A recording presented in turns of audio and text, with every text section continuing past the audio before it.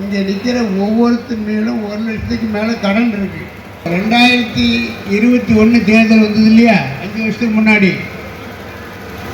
அப்போது திமுக அவங்க தேர்தல் பிரச்சாரத்தில் என்ன சொன்னாங்க, என்ன வாக்குறுதி கொடுத்தாங்க அப்படின்னு பார்த்தீங்கன்னா, நீட் நாங்கள் ஆட்சிக்கு வந்தால் உறுதியாக எடுத்து விடுவோம்னு சொன்னாங்க.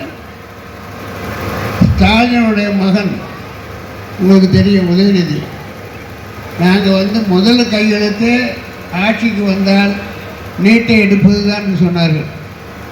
செய்தார்களா? இல்லை. அதோடு வேற என்ன வாக்குறுதி கொடுத்தாங்க,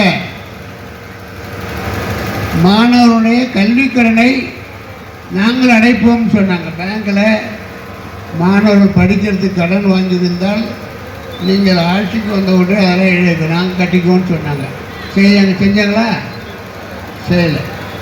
அதுக்கு அடுத்தது பெண்களுக்கு என்ன பண்ணுறாங்க, அவங்களை தூண்டுவதற்காக சகோதரிகளே உங்கள் நகை இருந்தால் கொண்டு போய் பேங்கில் வச்சுருங்க, நீங்களாம் உங்கள் நகையில் வேண்டி கோஆப்ரேட்டிவ் பேங்கில் வச்சுருங்க, நாங்கள் ஆட்சிக்கு வந்த உடனே மூட்டு தர்றோம் அப்படின்னு சொன்னாங்க. செஞ்சாங்களா? ஆக இருந்து என்ன தெரியுது, திமுக என்றும் சொல்வதை செய்ய மாட்டார்கள். அவர்கள் மிகச்சிறந்த பொய்யர்கள், பொய் சொல்றதுல வல்லவர்கள் அவர்கள். ஆக ஒருத்தர் நல்லவராக கெட்டவராக பார்த்தா அவர் ஓட்டு போடணும். கடந்த 5 ஆண்டு காலத்தில் இந்த மாதிரி பொய்ன்னு சொல்லி உங்களுடைய வாக்கை பெற்று இறுதியாக ஆட்சிக்கு வந்தார்கள். வந்த உடனே வீட்டில் மின்சார கட்டணத்தில் உயர்த்தினாங்க. சில பேர்த்துக்கு இந்த மின்சார கட்டணத்தை கட்ட முடியாமையே இன்றைக்கி வீட்டை விற்று மின்சார கட்டணம் கட்டுற அளவுக்கு வந்துடுச்சு.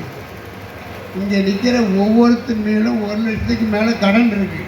நீங்கள் வாங்கின கடன் இல்லை, யார் வாங்கின கடன்? 78,000 கோடி மாதத்துக்கு வரி கட்டுறாங்க. இந்த பணம்லாம் யார் கட்டுறது? நம்ம வரி பணத்துக்கு தான் கட்டுவாங்க.